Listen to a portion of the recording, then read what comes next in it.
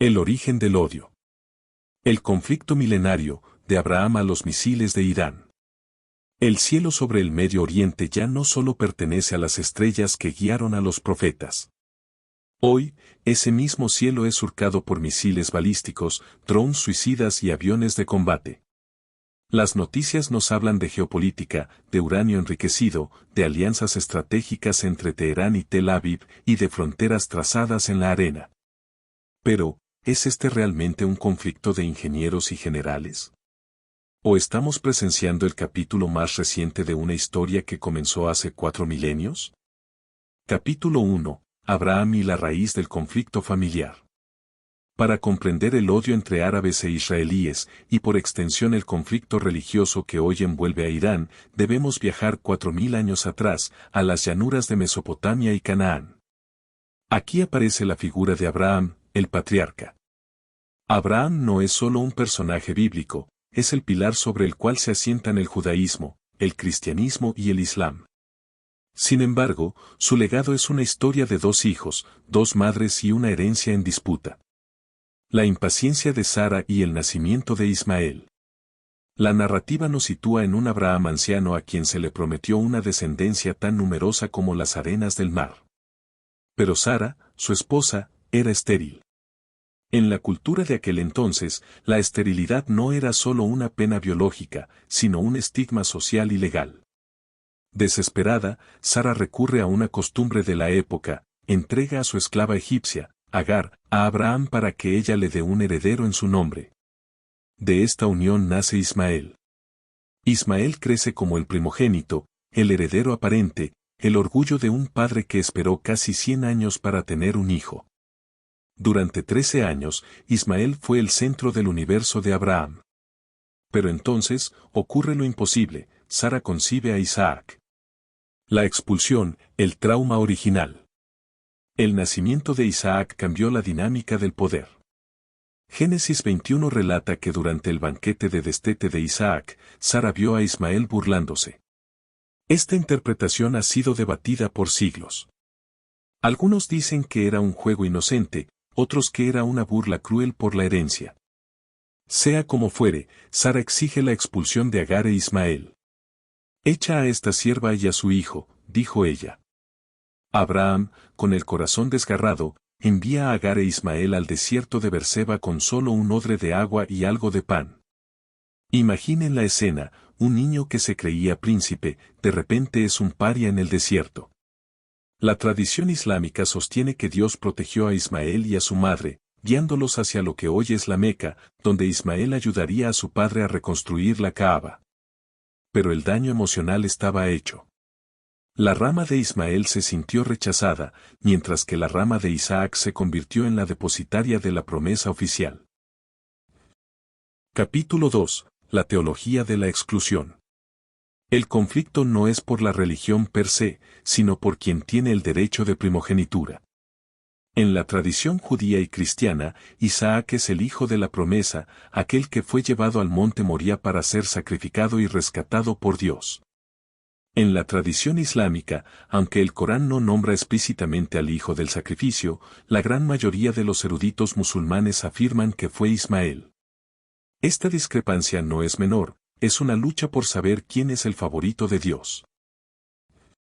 Si tú crees que tu linaje fue el elegido y el otro fue el expulsado, creas una barrera psicológica infranqueable. Durante milenios, esta narrativa de nosotros contra ellos se ha alimentado en las sinagogas y las mezquitas. Lo que comenzó como una disputa doméstica entre 2 mujeres en una tienda de campaña, se transformó en la base de la identidad nacional de 2 grupos que hoy poseen ejércitos. Capítulo 3. El reino de Israel y la conexión persa-Irán. Es vital que hablemos de la historia de Israel como reino para entender el reclamo actual sobre la tierra. Bajo el rey David, Jerusalén se convirtió en la capital política y espiritual. Salomón construyó el primer templo, el lugar donde la presencia de Dios habitaba en la tierra.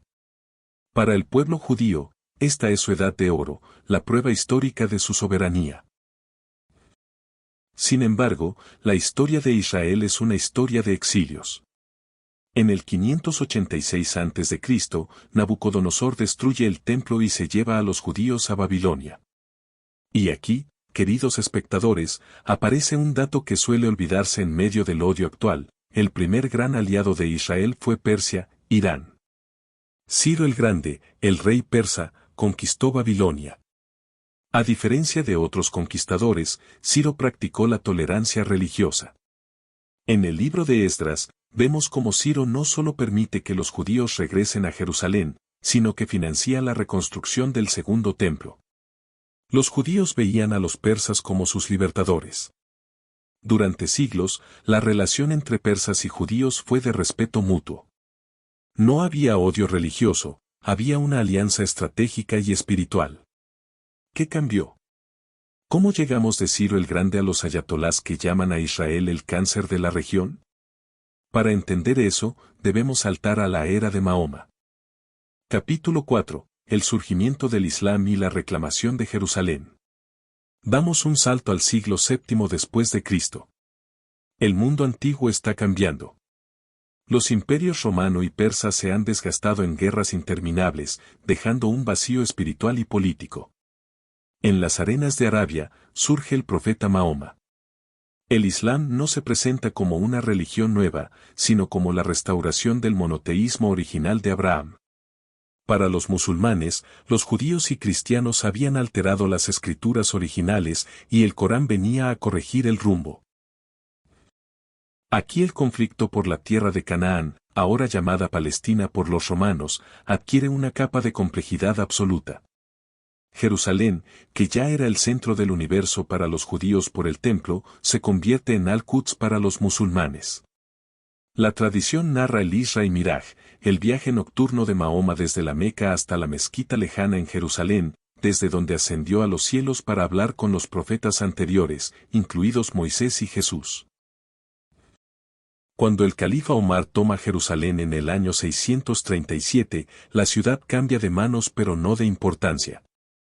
Sobre el mismo monte del templo, el lugar donde los judíos creen que Abraham iba a sacrificar a Isaac, los musulmanes construyen la cúpula de la roca.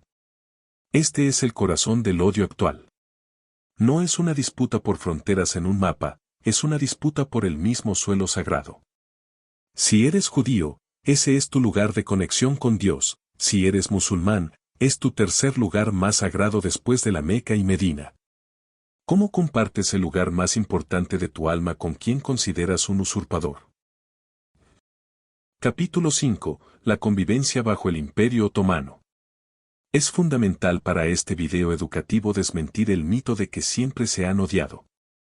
Tras las conquistas islámicas, comenzó un periodo de casi 1000 años donde, bajo diferentes califatos y finalmente bajo el Imperio Otomano, los judíos y los árabes convivieron en una paz relativa que hoy parecería imposible. Los judíos bajo el dominio islámico tenían el estatus de dhimmi. Aunque eran ciudadanos de segunda clase y debían pagar un impuesto especial, jizya, gozaban de protección. No eran perseguidos sistemáticamente como lo eran en la Europa cristiana de la Edad Media. De hecho, cuando los judíos fueron expulsados de España por los reyes católicos en 1492, fue el sultán otomano quien les abrió las puertas de su imperio, permitiéndoles asentarse en Jerusalén, Salónica y Estambul. En este periodo, el odio religioso era una brasa fría. La gente compartía mercados, calles y, a veces, incluso celebraciones. Entonces, ¿cuándo se encendió el fuego? Capítulo 6. Las Cruzadas, el veneno de la Guerra Santa. No podemos hablar de odio religioso sin mencionar a las Cruzadas. En el año 1095, la Europa cristiana decidió que Jerusalén debía ser liberada. Este evento es crucial porque introdujo en la región el concepto de Guerra Santa a una escala industrial. Cuando los cruzados entraron en Jerusalén en 1099, cometieron una masacre que quedó grabada en el ADN de la región. No solo mataron musulmanes, quemaron vivas a familias judías dentro de sus sinagogas mientras cantaban himnos religiosos. Este trauma unificó a árabes y judíos en el dolor por un tiempo, pero también dejó una lección amarga: la religión es la herramienta más poderosa para deshumanizar al enemigo.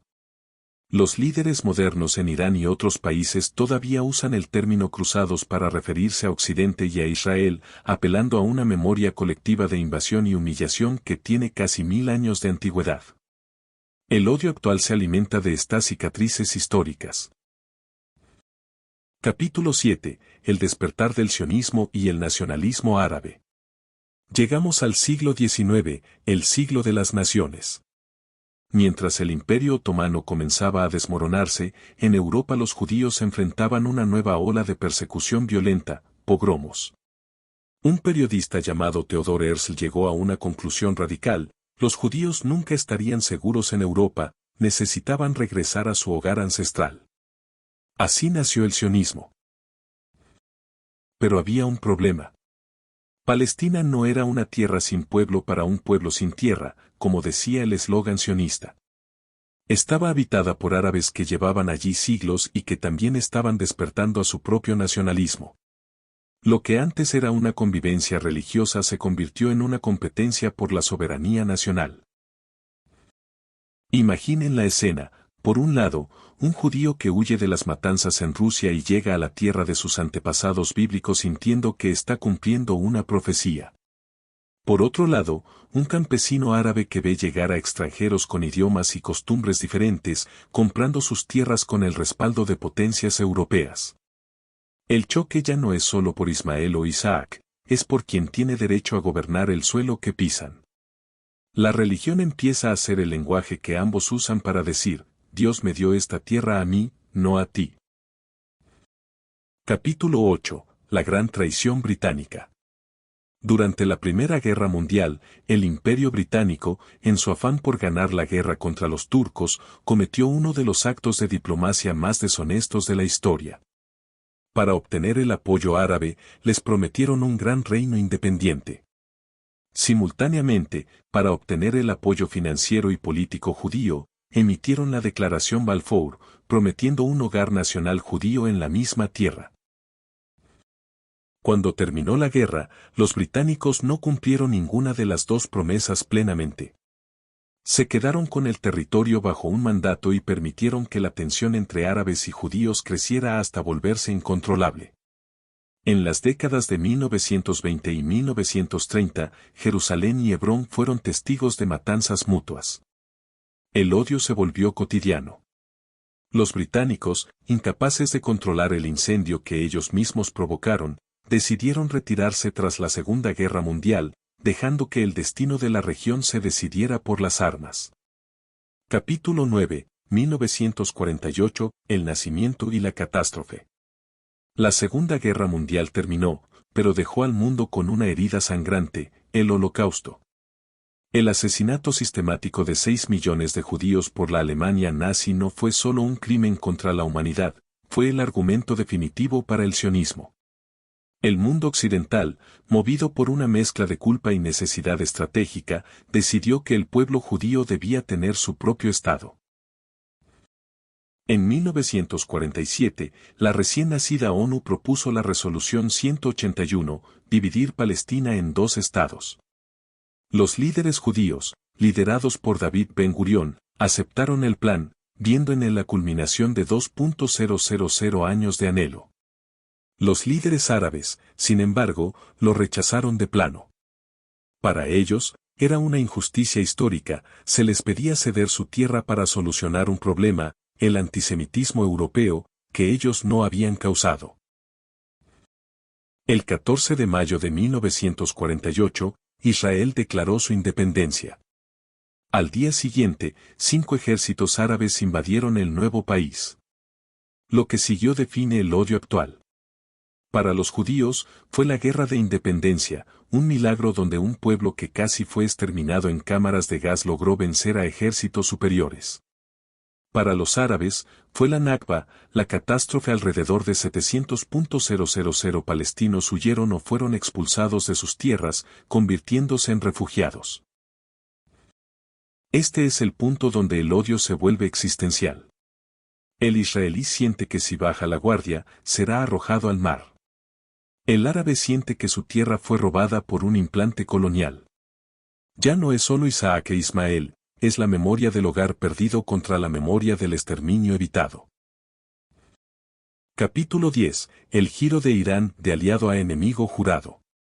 Llegamos a la parte más intrigante para entender la actualidad, Irán. Es un error común pensar que Irán siempre odió a Israel. De hecho, tras la creación de Israel en 1948, Irán, bajo el mando del Shah Mohammad Reza Pahlavi, fue uno de los primeros países de mayoría musulmana en reconocer al Estado judío.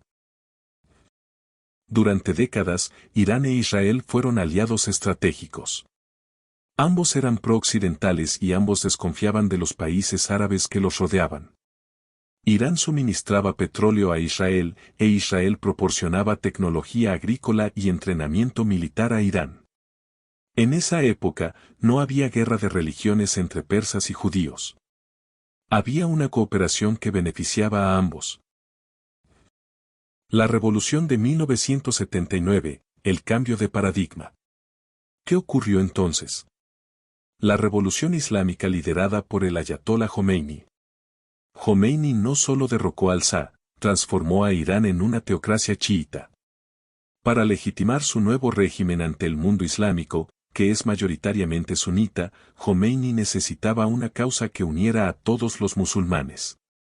Esa causa fue la liberación de Jerusalén. Jomeini introdujo una narrativa radical: Israel no era solo un país político, sino un tumor canceroso y el pequeño Satán, siendo Estados Unidos el gran Satán. El odio a Israel se convirtió en un pilar del Estado iraní. No fue por un conflicto de tierras entre Irán e Israel, que ni siquiera comparten frontera, sino por una necesidad ideológica de liderazgo regional. Irán pasó de ser el protector histórico de los judíos, en tiempos de Ciro, a ser el país que financia a cualquier grupo que quiera destruirlos. Capítulo 11. La religión como arma geopolítica. A partir de los años 80, el conflicto dejó de ser estrictamente nacionalista para volverse cada vez más religioso. Irán comenzó a exportar su revolución, financiando a Hezbollah en el Líbano y, más tarde, apoyando a Hamas en Gaza. Es importante educar sobre este punto: Irán es persa y chiita, mientras que Hamas es árabe y sunita. Históricamente, estos dos grupos han tenido fricciones teológicas profundas. Sin embargo, el odio al enemigo común los ha unido. Aquí vemos cómo la religión es usada como una herramienta de conveniencia. El régimen de Irán utiliza la causa palestina para ganar influencia en el mundo árabe, presentándose como el único defensor verdadero del Islam frente a lo que ellos llaman la arrogancia mundial. Mientras tanto, en Israel, sectores religiosos extremistas también han ganado peso, utilizando textos bíblicos para justificar la expansión de asentamientos en tierras que los palestinos reclaman para su futuro Estado. Cuando ambos bandos sacan sus libros sagrados para decir esta tierra es mía por derecho divino, el espacio para la diplomacia se reduce a cero. Capítulo 12. La Guerra de las Sombras. En las últimas 2 décadas, el enfrentamiento entre Irán e Israel se ha convertido en una guerra fría que a menudo se calienta. Israel ha llevado a cabo operaciones cibernéticas como el virus Stuxnet para frenar el programa nuclear iraní y ha eliminado a científicos clave. Irán, por su parte, ha rodeado a Israel de lo que llaman el Anillo de Fuego, milicias aliadas en Siria, Irak, Líbano y Yemen que pueden atacar a Israel en cualquier momento. Este odio ha llegado a un nivel tecnológico aterrador. Ya no se trata de espadas o de infantería en el desierto, sino de misiles hipersónicos y drones con inteligencia artificial. Pero debajo de toda esa tecnología de punta, el motor sigue siendo el mismo: el relato del agravio, la memoria del exilio y la interpretación radical de la fe. La clave geográfica.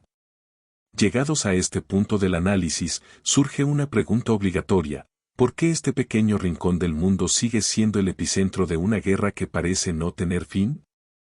La respuesta no solo está en los libros sagrados, sino en la tierra misma. Debemos entender que lo que hoy conocemos como Israel, Cisjordania y la Franja de Gaza, es la antigua tierra de Canaán. Históricamente, este lugar ha sido el puente de oro del mundo. Era el único paso terrestre que conectaba a los grandes imperios de Egipto con Mesopotamia y el resto de Asia. Gaza, en particular, no es solo un punto en el mapa de las noticias actuales, ha sido durante milenios una de las ciudades más ricas y estratégicas de la historia, funcionando como el puerto principal y la puerta de entrada a África. Canaán era descrita como la tierra que fluye leche y miel, no solo por su fe, sino por su valor real, sus valles fértiles, sus rutas comerciales y su salida al Mediterráneo. Al final, el odio se ha alimentado de esta realidad. Quien controla este suelo, controla el latido del Medio Oriente. Es una lucha por la supervivencia espiritual, pero también por el control del territorio más estratégico que la humanidad ha conocido jamás. Capítulo 13. El presente, Israel e Irán en el borde del abismo. Llegamos a los días que estamos viviendo. Lo que antes era una guerra en las sombras ha salido a la luz de la forma más violenta posible. El enfrentamiento directo entre el Estado de Israel y la República Islámica de Irán marca un punto de no retorno en la historia moderna. Pero, ¿por qué ahora? ¿Por qué escaló este odio justo en estos momentos? Debemos entender que para el régimen de Irán, la supervivencia depende de su red de aliados. Cuando Israel ataca la estructura de Hezbollah o responde a las agresiones de Hamas, está tocando los nervios vitales de Teherán. Por otro lado, para Israel, la posibilidad de que Irán obtenga armas nucleares es vista como una amenaza existencial, un segundo holocausto potencial. El odio aquí se alimenta de la paranoia legítima. Israel mira hacia atrás y ve milenios de persecución, Irán mira hacia atrás y ve siglos de interferencia occidental que comenzó con los británicos y continuó con el apoyo al Shah. En este escenario, la religión se convierte en el lenguaje del ultimátum. Cuando los líderes iraníes hablan de la destrucción del ente sionista, no están usando términos diplomáticos, están usando lenguaje escatológico, es decir, lenguaje del fin del mundo. Capítulo 14. Guerra de religiones o lucha por el poder. A lo largo de estas 6.000 palabras hemos visto cómo la fe ha moldeado el conflicto, pero debemos hacernos la pregunta educativa más importante: ¿se odian realmente porque rezan de forma diferente? Si analizamos la historia con honestidad, veremos que la religión es, a menudo, la máscara de gala de los intereses terrenales. Control de recursos. La tierra de Canaán y sus alrededores es una de las más estratégicas del planeta. Liderazgo regional. Irán compite con Arabia Saudita por ver quién es el verdadero líder del mundo musulmán, e Israel es la ficha que Irán usa para demostrar su pureza ideológica. Supervivencia de regímenes. A veces, un enemigo externo es la mejor herramienta para que un gobierno mantenga el control sobre una población interna descontenta. Sin embargo, el peligro de usar la religión como herramienta es que, una vez que enciendes el fuego de la Guerra Santa, es casi imposible apagarlo. Los soldados que están en el terreno, los civiles que pierden a sus familias en Gaza o en los kibutzim de Israel, no están pensando en geopolítica, ellos sienten el dolor en términos de fe y de identidad sagrada. El odio se vuelve real porque se vuelve sagrado. Capítulo 15. El silencio de las escrituras y el ruido de las bombas. Resulta trágico que, tanto en la Torá como en el Corán, se exalte la figura de Abraham como un hombre de paz y hospitalidad. La Biblia dice que cuando Abraham murió, sus dos hijos, Isaac e Ismael, se unieron para enterrarlo, Génesis 25, 9. Hubo un momento de reconciliación en medio del duelo. Si los ancestros pudieron unirse para honrar al Padre, ¿por qué los descendientes no pueden unirse para honrar la vida? La respuesta amarga es que el odio es un negocio rentable para los extremistas. Cada misil lanzado es un clavo más en el ataúd de la convivencia. Pero la historia también nos enseña que el odio no es eterno. Si Egipto y Jordania, que una vez fueron enemigos mortales de Israel, pudieron firmar tratados de paz, significa que el odio es una elección política, no un destino divino. Dale like si te ha gustado este video y suscríbete a nuestro canal de crecimiento espiritual.